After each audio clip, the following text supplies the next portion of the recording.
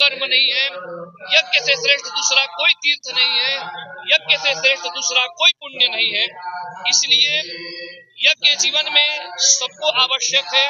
और यहाँ पर बड़े बड़े काशी के पावन धरती से चल करके विद्वान आए हैं, वेद मुक्ति आए हुए हैं। वेदो नारायण साक्षात, जिस वेद ऋषा को भगवान नारायण का रूप दिया गया है, ऐसे भगवान नारायण का सुंदर मंत्रोच्चारण हो रहा है। तो निश्चित में इस यज्ञ से सबका कल्याण होना है, ये मैं सबका आवाहन। वैसे तो दोनों पक्ष हैं, पहले की अपेक्षा आज हमारे युवा काफी अध्यात्म के प्रति, सनातन के प्रति जागरूक भी हो चुके हैं। निश्चित में वह मोबाइल का सदुपयोग भी है और मोबाइल का दुरुपयोग भी है। मैं सभी युवाओं से यही कहूंगा कि मोबाइल का भी आप सदुपयोग में प्रयोग करें। यज्ञ देखें, कथा देखें, उसमें सुंदर विचार देखें, जिससे आपकी बुद्धि तीव्र हो।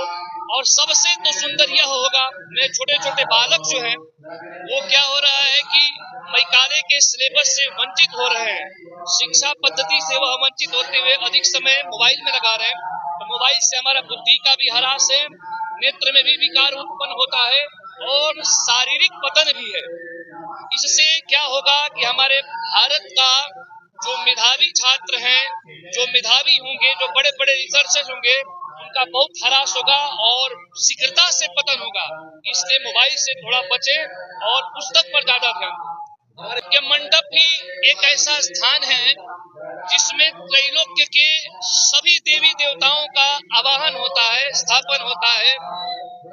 इसलिए इस गढ़हरा के पावन धरती पर, इस पावन प्रांगण में आए, क्योंकि जिस स्थान पर जब तक यज्ञ होता है तब तक के लिए वह स्थान कोई सामान्य स्थान नहीं रह जाता, वह दिव्य देश हो जाता है। दिव्य देश यानी वैकुंठादि लोकों से भी उस स्थान को श्रेष्ठ बताया गया है। तो इस यज्ञ में, इस पावन धरती पर आने का मतलब, सोचिए आपको वैकुंठ दर्शन का फल प्राप्त हो गया, कैलाश दर्शन का फल प्राप्त हो गया, अनेक दिव्य देशों का दर्शन प्राप्त हो गया। नहीं आए तो इससे बड़ा दुर्भाग्य कुछ नहीं होता है। क्योंकि यज्ञ में, कथा में जो मनुष्य, जो भक्त उपस्थित नहीं हो पाते हैं, उनके भाग्य पर देवता भी खेद करते हैं और उनको धिक्कारते हैं। यहाँ तक कि कहते हैं वह मनुष्य होते हुए स्वपच है, शव के समान है, मुर्दे के समान है।